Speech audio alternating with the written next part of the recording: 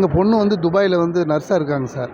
அவங்கள பார்க்குறதுக்காக நான் ஃப்ளைட் போட்டிருந்தேன். ஏற்கனவே ஏர் இந்தியாவில் போட்டிருந்தேன். 20 நாள் ஆகுது, அது கேன்சல் ஆகிடுச்சு. திருப்பி அதை மாற்றிட்டு எமிரேட்ஸில் போட்டேன்.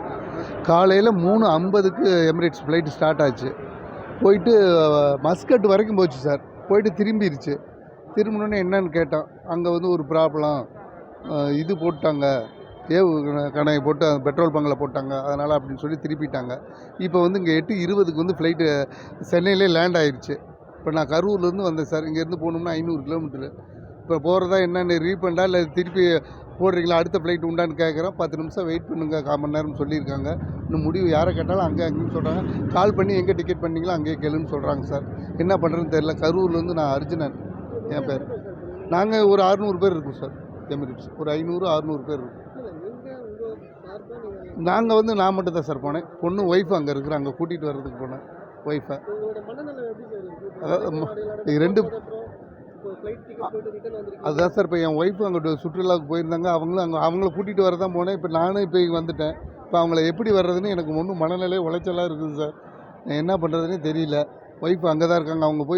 அவங்க விசாவும் நாளையோட கேன்சல் முடியுது சார். அவங்களோட இதே முடியுது. விசாவே, டூர் விசாவே அவங்களுக்கு நாளையோட முடியுது. அவங்களுக்கு எக்ஸ்டெண்ட் பண்ணுறாங்களா, ஃப்ளைட்டு என்ன பண்ணுறாங்கன்னு தெரியல சார். அதனால தான் நான் நேற்று கிளம்புனேன்.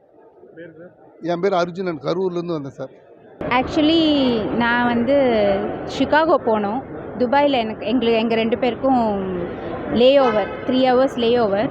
எங்களுக்கு போன வாரம் இமெயில் வந்தது, எல்லாம் சரியாக போயின்னு இருக்குன்னு. ஸோ செக்இன் எல்லாம் நல்லா போச்சு. நாங்கள் ஏர்போர்ட்டுக்கு வந்தோம். ஏர்போர்ட்டுக்கு வந்தப்புறமும் இங்கே கரெக்டாக செக்இன் எல்லாம் முடிஞ்சு நல்லபடியாக ஃப்ளைட் டேக் ஆஃப் ஆச்சு. ஆன் டைம் டேக் ஆஃப் ஆகிடுது.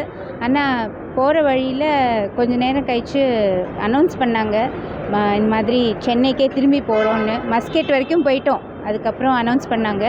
என்ன ரீசன் அவங்களுக்கும் தெரியுமா தெரியல. ஆனால் நாங்கள் இறங்கின அப்புறம் தான் தெரிஞ்சுது, துபாயில் வந்து இது ஃபியூவல் டேங்க்கில் போட்டிருக்காங்க. என்னோடய கசின் துபாயில் இருக்கார். அவர் சொன்னார், இது மாதிரி ரொம்ப ஃபியூம்ஸ் ஜாஸ்தியாக இருக்குது இங்கே, அதனால் ஃப்ளைட்டெல்லாம் இங்கே வர்றது ரொம்ப கஷ்டம் இப்போதைக்கு அப்படின்னு.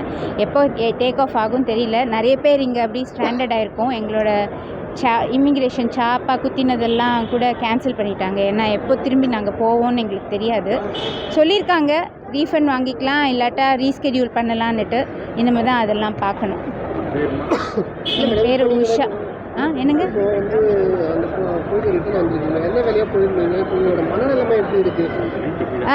என்ன பண்ணுவோன்னு யோசனையில் இருக்குது. நான் வந்து ஆக்சுவலி இங்கே வந்து 3 months இங்கே இருந்துட்டு திரும்பி போயின்ட்டுருக்கேன். ரொம்ப சேஃபாக போயிடுவோம், ஒன்றும் பிரச்சனை இருக்காதுன்னு நினச்சிட்டு தான் நாங்கள் இன்றைக்கி வந்தோம் காலையில் ஏர்போர்ட்டுக்கு. இந்த மாதிரி ஆனப்புறம் கொஞ்சம் பேனிக் மோடில் இருக்குது. என்ன பண்ணுவோம், நம்ம எப்போ திரும்பி போவோம் அப்படிங்கிற மாதிரி ஒரு மனநிலையில் இருக்குது. எல்லாம் நல்லபடியாக நடக்கணும், அதுதான். என் பேர் உஷா. நான் வந்து சென்னையில் வந்து ஆழ்வார்பேட்.